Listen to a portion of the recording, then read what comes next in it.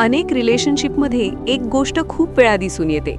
भांडण झालं की जुन्या गोष्टी पुन्हा समोर येतात. एखादी चूक जी आधी झाली होती, एखादा जुना वाद किंवा एखादी दुखावणारी गोष्ट ती पुन्हा पुन्हा आठवून काढली जाते. त्या क्षणी ती गोष्ट पुन्हा बोलली जाते आणि त्यामुळे सध्याचा वाद अजून मोठा होतो. कधी कधी असं होतं कारण त्या जुन्या गोष्टीचं दुःख अजूनही मनात असतं. जरी वरून माफ केलं असलं तरी आतून ती भावना पूर्णपणे संपलेली नसते.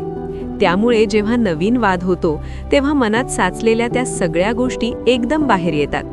अशा वेळी दोघांनाही वाटतं की आपण पुन्हा त्याच जुन्या गोष्टींमध्ये अडकतो आहोत. पण सतत जुन्या गोष्टी काढल्यामुळे नातं पुढे जाणं कठीण होतं.